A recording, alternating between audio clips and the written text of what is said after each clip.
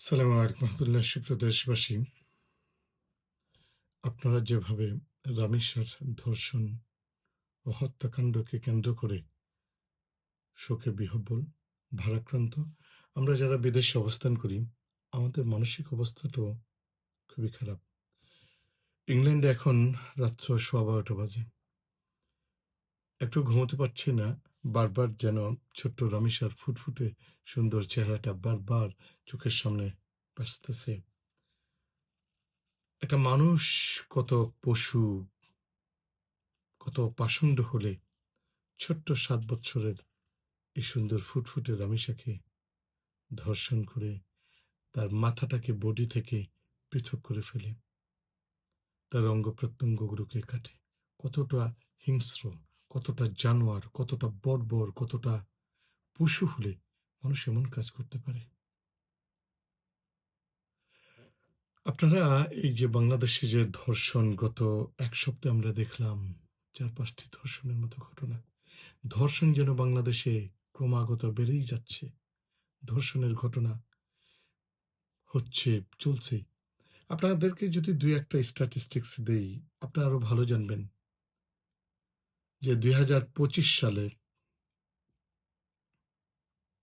ধর্ষণের মামলা, ধর্ষণ এবং নারী ও শিশু নির্যাতনের মামলা দায়ের করা হয়েছে প্রায় 22,000।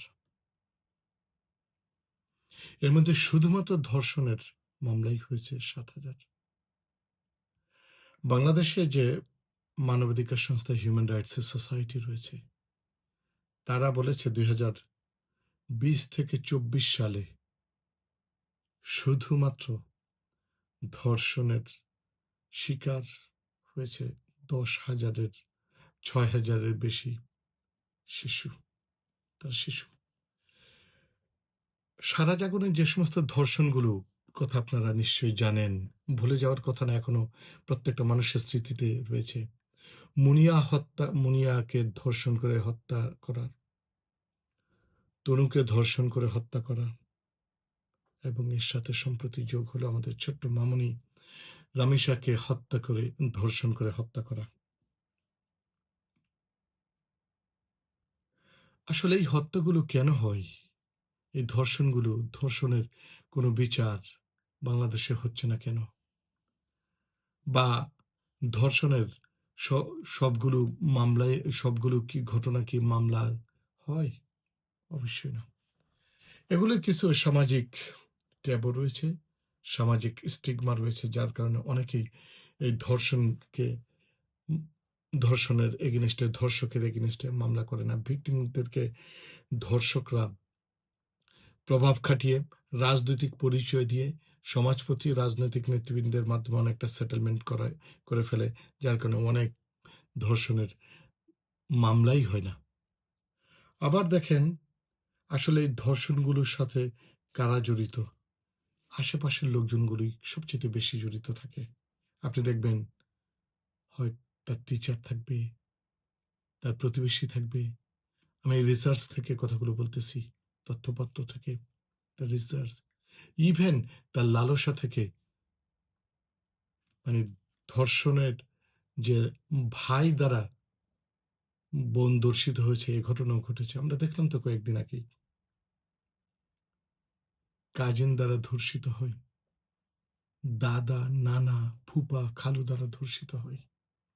ইভেন সামটাইমস আমরা এমনটাও দেখেছি, নিজ পিতা দ্বারাও ধর্ষিত হয়। দুর্ভাগ্যজনক হলেও সত্য, এই ধর্ষণের মাত্রা বাংলাদেশে খুব বেড়ে যাচ্ছে এবং বাড়তেছে। কেন বাড়তেছে সে বিষয়ে আমরা দু একটি কথা বলবো। মূলত এটা কথা বলার জন্যই এই রাত্রে এই ভিডিওটা করা। বাংলাদেশে কি আসলে ধর্ষণের বিচার করার মতো আইন নেই? রয়েছে। ফৌজদারি কার্যবিধি রয়েছে, পেনাল কোড রয়েছে, নারী ও শিশু নির্যাতন আইন রয়েছে। কিন্তু এই আইনগুলো কোথাও কাজ হচ্ছে না।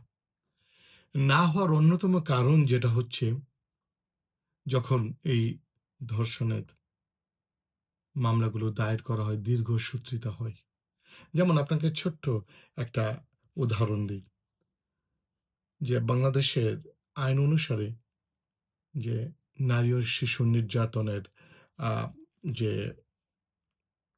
বিধান রয়েছে, এই বিধান অনুসারে ১৮০ দিনের মধ্যে মামলা বিচার কার্য সম্পাদন করতে হবে। কিন্তু এটা কখনোই দেখা যায় না, এটা হয় না। বরং আমরা দেখেছি প্রত্যেকটা গড়ে ১৩৭০ দিন, অর্থাৎ প্রায় প্রায় ৪.৫ বছর মতো সময় লাগে একটা ধর্ষণের মামলা বিচার করে। আর তারপরে হচ্ছে যে ধর্ষণের মামলায় তো দেখা যায় যে, আমি আগেই বললাম যে এটা বিভিন্ন ধরনের জামিন নিয়ে প্রভাব খাটিয়ে বের হয়ে যায়। আর জামিন হওয়ার পরে তো কখনো এই মামলাগুলো আর চলমান হয় না। একটা জাতি কতটা নির্লজ্জ, কতটা বেহায়া, কতটা একটা জাতির অধঃপতন হলে, একটা দেশের আইন শৃঙ্খলা পরিস্থিতি, বিচার ব্যবস্থা কতটা দুর্বল হলে যে দেশে প্রতিনিয়ত ধর্ষণের মতো ঘটনা ঘটে। এই যে গত এক সপ্তাহে প্রায় 4 থেকে 5টা ধর্ষণের ঘটনা ঘটলো, এগুলোর বিচার কি আদৌ হবে? মোটেও না, মোটেও না। ভিকটিম কখনোই বিচার পাবে না। যারা অপরাধী তারা সাময়িককালে জেলে যাবে, আবার বিভিন্ন ভাবে জামিন নিয়ে বের হয়ে যাবে। তারা আবার নতুন মাত্রায় ধর্ষণের মতো কাজে আবার লিপ্ত হবে, আবার ধর্ষণ করবে। বাংলাদেশে যদি এই ধর্ষণের প্রপার বিচার করতে হয়, being a barrister, being N advocate হিসেবে আমি যেটা বলতে চাই, এটা একটা পৃথক ট্রাইব্যুনালের মাধ্যমে বিচারগুলো হওয়া উচিত, এবং বিচারে একেবারে স্পেসিফিক টাইম বেঁধে দেওয়া দরকার। 3 মাস 6 মাস এর মধ্যেই বিচার হতে হবে। আইন শৃঙ্খলা দেখেন যে বিচারের যে পৃথক ট্রাইব্যুনাল না হলে, বিশেষ করে স্পেশালি আইন শৃঙ্খলা পরিস্থিতির যে বর্তমান যে অবনতি, এবং এটা ইন্টেনশনালি হতে পারে অথবা বিভিন্ন কারণে যেই পরিস্থিতির অবনতি, আজকে বিচার প্রার্থীরা বিচার পাচ্ছে না। আমাদের দেশে কখনোই, আপনারা কি দেখেছেন, এই যে মামলা যেগুলো হয় বিচারের, ধর্ষণের যে সমস্ত মামলা হয়, এই ধর্ষণের শেষ পর্যন্ত বিচার কয়জনই পায়? বিচারের রেট যদি আপনি শুনেন, দেখবেন যে 1% লোক বিচার পায়, 1 থেকে 3% লোক বিচার পায়, অর্থাৎ ভিকটিম বিচার পায়। অধিকাংশের বিচার হয় না। বিচারের নামে চলে নানান বাহানা, দীর্ঘ সূত্রিতা। আপনি তনুর যে ধর্ষণের পর হত্যাকাণ্ড, আর্মি কর্তৃক যে ঘটনাটা ঘটলো, আজকে কত বছর হলো? অলমোস্ট 1 যুগ হতে চললো, কিছুই হয়নি। মুনিয়াকে বসুন্ধরা গ্রুপের ছেলে আনভি কর্তৃক ধর্ষণ এবং হত্যাকাণ্ড কোনো ঘটেছে? কিছুই হয়নি। ধর্ষণ এভাবে চলতেই থাকবে। আপনি যদি দৃষ্টান্তমূলক শাস্তির বিধান না করতে পারেন এবং দ্রুত যদি এই শাস্তির বিধান নিশ্চিত না করতে পারেন, তাহলে এই ধর্ষণ ঘটবে, চলবেই। আপনি একটা বিষয় দেখেন, যেমন যদি আমরা রামিসার হত্যাকাণ্ডটাকে নিয়ে, রামিসার ধর্ষণ এবং হত্যাকাণ্ডটাকে নিয়ে যদি আমরা চিন্তা করি, দেখেন রামিসার যে ধর্ষণকারী এবং হত্যাকারী, সে অলরেডি স্বীকার করেছে, অর্থাৎ প্রাইমারি এভিডেন্স ডান, প্রাইমারি এভিডেন্স হয়ে গেছে। দেশে প্রচলিত আইন রয়েছে, তাকে গ্রেফতার করা হয়েছে, তাকে আটক করা হয়েছে, এবং তথ্য প্রমাণ অন দ্য স্পটে পাওয়া গেছে। তাহলে এই বিচারটা বিলম্বিত হওয়ার কোনো কি কারণ আছে?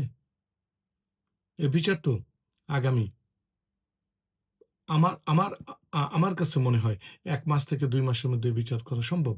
কারণ সমস্ত এই বিচারের সমস্ত প্রাইমারি এভিডেন্স কালেক্টেড, ধর্ষক গ্রেফতার, অন দ্য স্পটে সাক্ষ্য প্রমাণ রয়েছে, সবকিছুই। তাহলে একটা বিচার করার জন্য যা যা দরকার, যে সমস্ত স্টেজগুলো দরকার, যে সমস্ত তথ্যপত্র এভিডেন্স দরকার, সবগুলো রয়েছে। তারপরে দেখবেন এই বিচারটা হবে না, এই বিচার দীর্ঘসূত্রিত হবে। যার কারণে রামেশ্বর বাবা খুব আক্ষেপ করে বলেছেন যে আমরা বিচার চাই না। একটা বাবার মুখে এ ধরনের অসাহিত্যের কথা, বাংলাদেশের আইন শৃঙ্খলার পরিস্থিতির প্রতি বৃদ্ধাঙ্গুল প্রদর্শন করা, অর্থাৎ দেশের আইন শৃঙ্খলা প্রতি, দেশের বিচার ব্যবস্থার প্রতি, দেশের স্বাধীন বিচার ব্যবস্থার প্রতি বিন্দু মাত্র যদি শ্রদ্ধাবোধ থাকতো, তাহলে এই ধরনের কথা বলতো না। আমরা প্রায় দেখি ভিকটিমের বাবা, ধর্ষিতার বাবা, ধর্ষিতার মা, ধর্ষিতার ভাইরা বলে যে আমরা কার কাছে বিচার চাবো? বিচার চাই আল্লাহর কাছে। আমরা তো দেশের বিচার ব্যবস্থা থেকে বিচারালয় থেকে, আদালত থেকে এর বিচার পাবো না? কতটা অসহায় হলে এমনটা হতে পারে? একটি দেশের বিচার ব্যবস্থা কতটা ভঙ্গুর হলে এই ধরনের কথা বলতে পারে? হ্যাঁ, আমি একজন অ্যাডভোকেট এবং একজন ব্যারিস্টার হিসেবে এই কথাগুলো বলতেছি।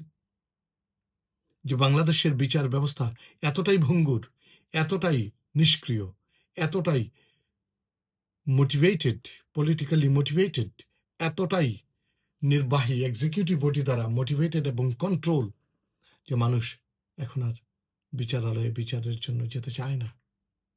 তাহলে কি হবে?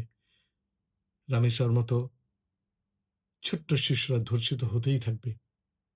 আজকে রামেশ্বর ধর্ষিত হয়েছে, কালকে আমাদের পরিবারের পরিজনদের মতো কেউ ধর্ষিত হবে।